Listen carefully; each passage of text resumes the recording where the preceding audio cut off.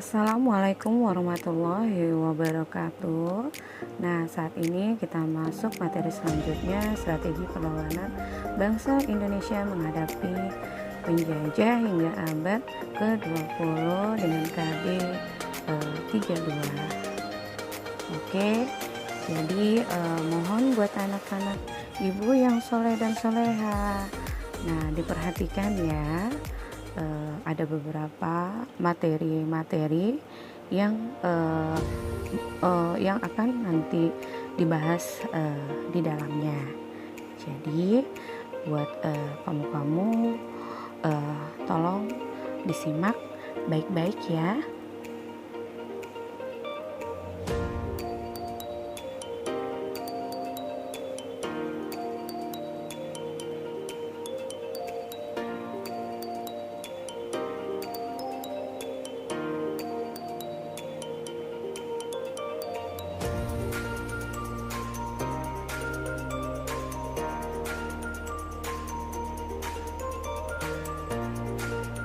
Nah, yang pertama perlawanan rakyat terhadap Portugis dan VOC.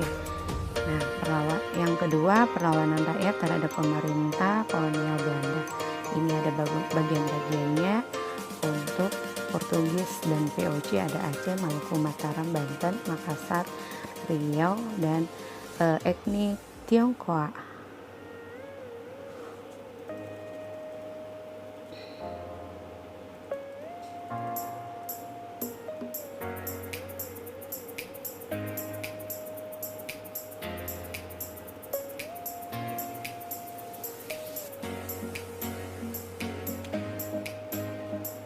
Sedangkan untuk perlawanan rakyat terhadap pemerintah kolonial Belanda sendiri, ini ada yang dikatakan perang Tandano, perlawanan Patimura, Padri, Diponegoro, Puputan, Banjar, Aceh, dan perang Batak. Oke, kita lihat selanjutnya. Di sini ada perlawanan rakyat Aceh. Kita bisa lihat petanya, ada beberapa latar belakang yang muncul pada saat perlawanan rakyat Aceh. Yang pertama ada kedudukan Portugis di Malaka itu sangat mengganggu perkembangan Aceh, sehingga rakyat Aceh banyak yang bertentangan. Nah, apa saja strateginya? Kamu bisa baca ya. Jadi di sini Aceh pernah beberapa kali melakukan serangan terhadap Portugis di Malaka pada tahun 1629. Jadi pasukan Aceh di bawah Sultan Iskandar Muda ini melakukan serangan yang benar-benar menyerang terhadap Portugis. Serangan ini sangat membuat Portugis kewalahan dan harus mengerahkan semua kekuatan menghadapi pasukan Sultan Iskandar Muda. Akan tetapi serangan Aceh ini belum berhasil untuk mengusir Portugis dari Malaka. Jadi strategi-strategi yang sudah dipersiapkan ternyata tidak bisa mengusir Portugis dari Malaka. Selanjutnya ada perlawanan rakyat Maluku. Di sini Portugis ada beberapa faktor penyebabnya. Upaya monopoli perdagangan yang dilakukan Portugis, dan Portugis mencampuri urusan dalam negeri kerajaan Ternate.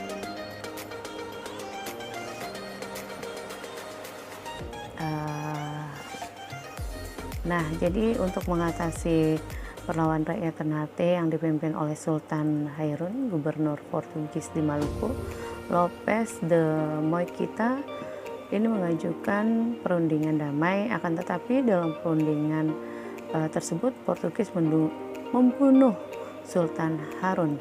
Nah, peristiwa pembunuhan Sultan Harun semakin membuat kemarahan. Nah, rakyat Ternate, bahkan seluruh rakyat Maluku bersatu untuk melawan Portugis. Nah, jadi bisa dilihat ya teman-teman ataupun anak-anak ibu. Jadi di sini Portugis itu sangat sangat licik lah ya kalau dibilang ya. Dan akhirnya untuk akhir pahlawan anak dari Sultan Harun yaitu Sultan Bagulo. Nah, ini melanjutkan perlawanannya untuk kematian ayahnya untuk menyerang Portugis. Nah, jadi dari benteng Sao Paulo itu dikepung selama 5 tahun. Akhirnya pada tahun 1579 Portugis berhasil diusir dari Ternate berkat Sultan Babullah.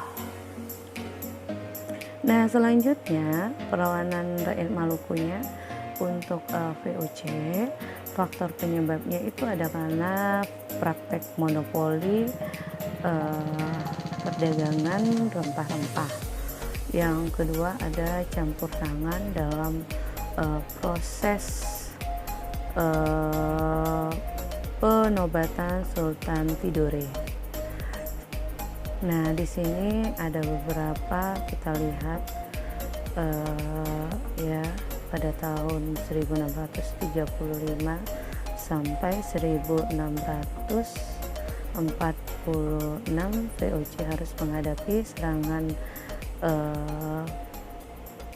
sporadis dari rakyat Hitu yang dipimpin oleh Kalkali dari Teluk Kuberi. Yang kedua pada tahun 1650 rakyat Ternate di bawah pimpinan Keti Said melakukan perlawanan terhadap VOC, sedangkan pada tahun 1680 ini Sultan Nuku memimpin perlawanan rakyat Tidore. Perlawanan tersebut mendapat dukungan dari rakyat Maluku untuk mengembalikan kekuatan Tidore. Selanjutnya ada perlawanan rakyat Mataram. Nah, di sini ada beberapa latar belakangnya, yaitu pertama kedudukan VOC di Batavia mengganggu perekonomian Mataram. Yang kedua, VOC melakukan monopoli perdagangan. Jadi pada tahun 1628 itu serangan yang dipimpin oleh Tumenggung Baurekso sebagai panglima perang.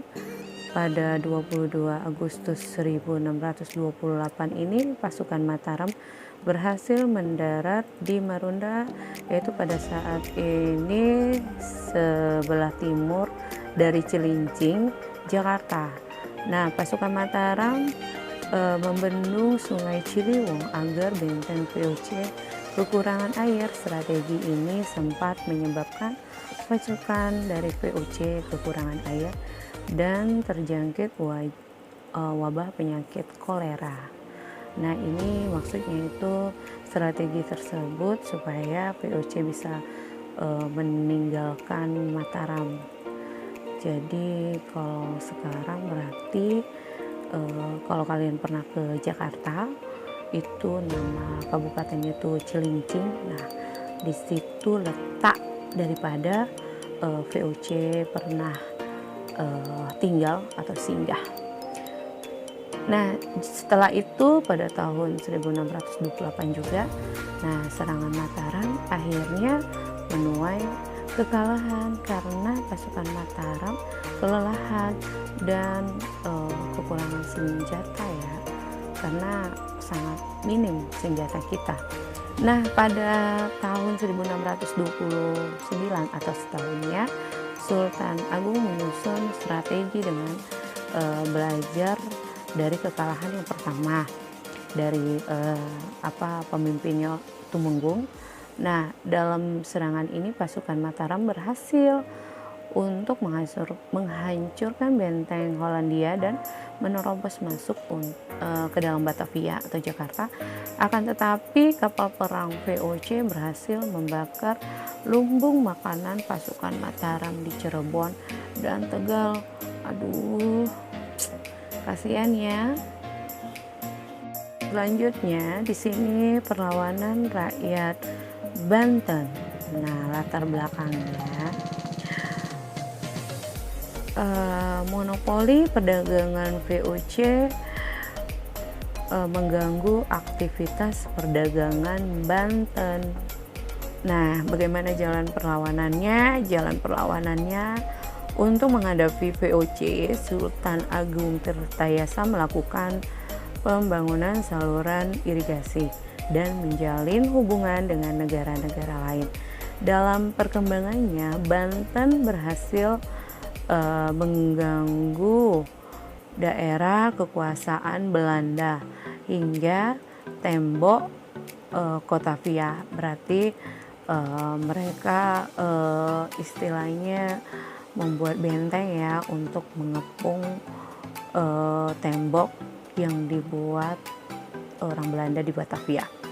Selanjutnya ada VOC menghasut Sultan Haji dengan mengatakan bahwa Pangeran Arya Purbaya yang akan naik tahta untuk sebagai Sultan Banten, mengartikan atau menggantikan dari Sultan Agung Tirtayasa.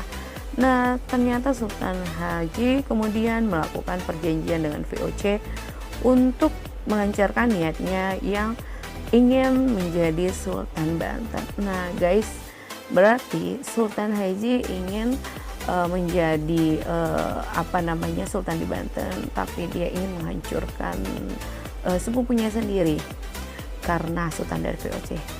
Nah, akhir dari perlawanannya ternyata Sultan Haji dengan bantuan VOC ini berhasil merebut tahtanya Banten.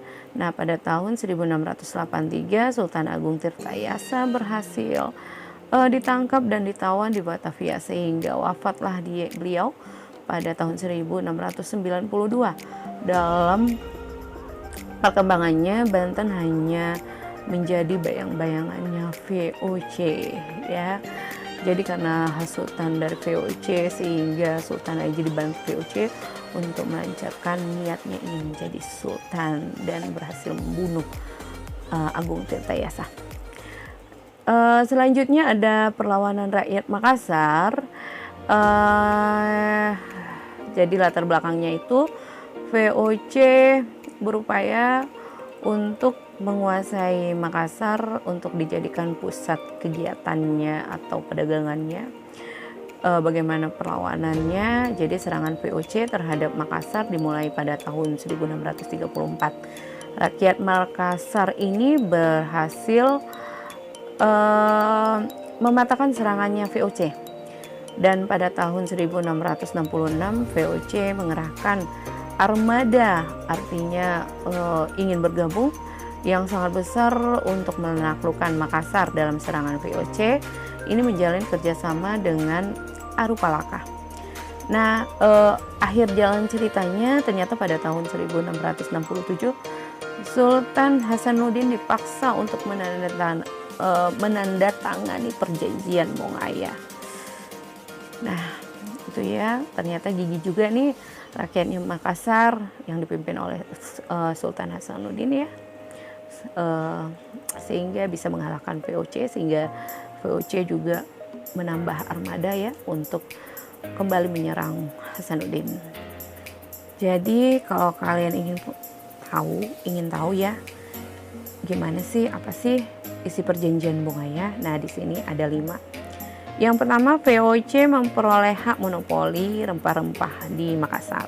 Yang kedua, keinginan VOC ini boleh mendirikan benteng-benteng pertahanan di Makassar.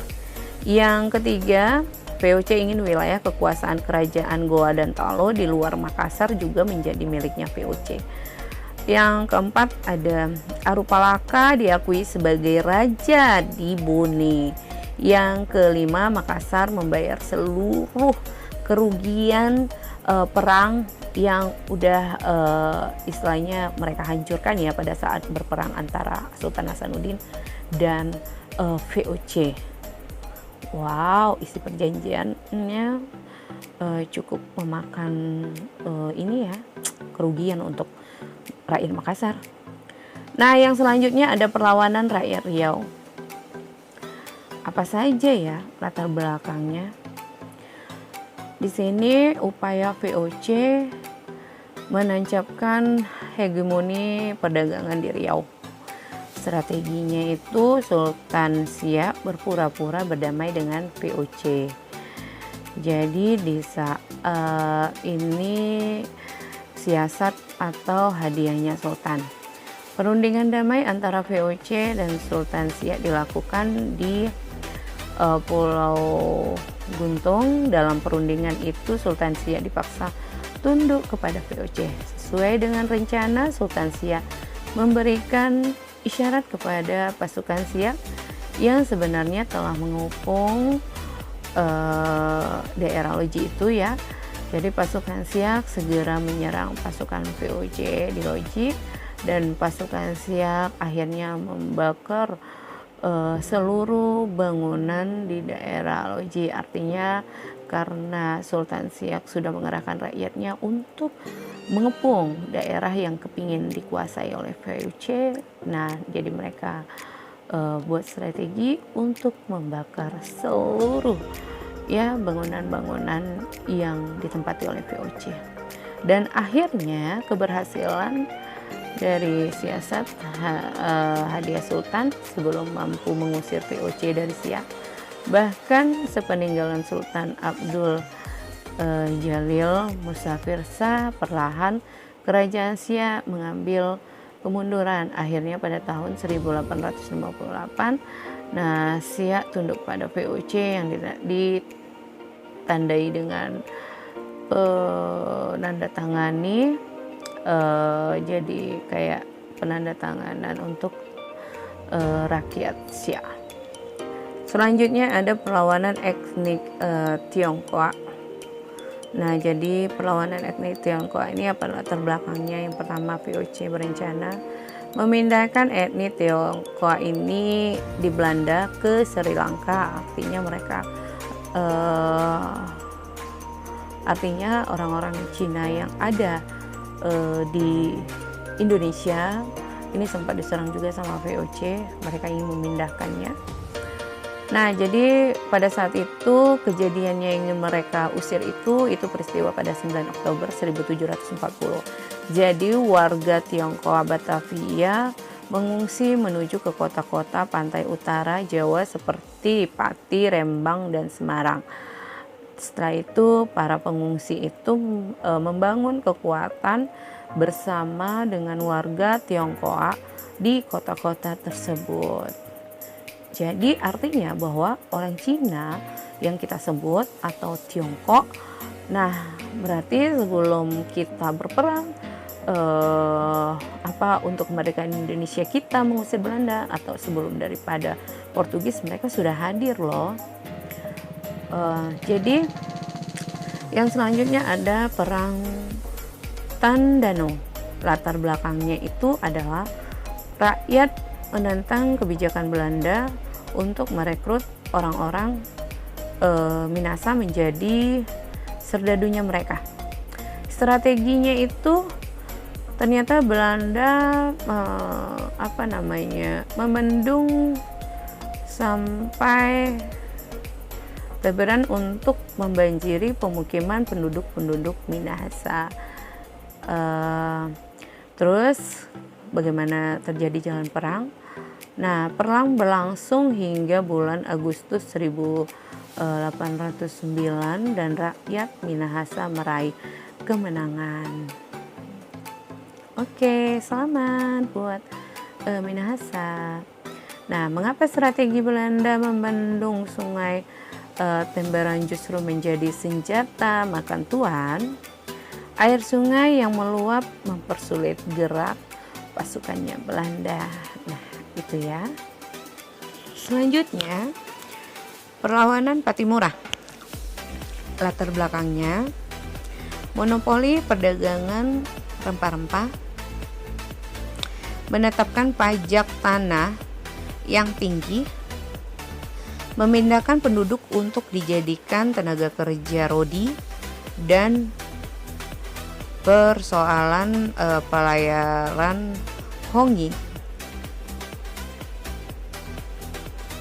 Ada beberapa persoalan ya untuk pelayaran Hongi, berarti kayaknya mereka ini ingin menguasai. Nah, jalan perlawanannya pada tahun 1817, tepatnya pada tanggal 15 Mei, ini rakyat Maluku membakar perahu-perahu miliknya Belanda. Setelah itu pasukan Pattimura berhasil menduduki Benteng Dutstede. Nah, pada tahun 1817 di bulan Oktober, Belanda mengerahkan pasukan untuk menangkap Pattimura. Belanda ini menawarkan hadiah 100 gulden kepada siapa saja yang mampu menangkap Pattimura, dan 500 gulden lagi bagi berhasil menangkap tokoh-tokoh perlawanan lainnya. Artinya orang-orang tersebut akan dibayar kalau menemukan Pattimura dan teman-temannya. Nah, pada November 1817 Belanda dapat menangkap Pattimura, ya, Anthony Rebok, Thomas Patewell, dan Raja Tiau. Pada 16 Desember 1817 ternyata Pattimura dihukum mati di tiang gantungan di Ambon. Waduh, pahlawan kita ternyata sudah berjuang harus dihukum mati. Selanjutnya di sini ada perang Padri. Latar belakangnya, Belanda mencampuri konflik antara kaum adat dan kaum Padri. Yang kedua, Belanda ingin menancapkan hegemoni di wilayah Sumatera Barat.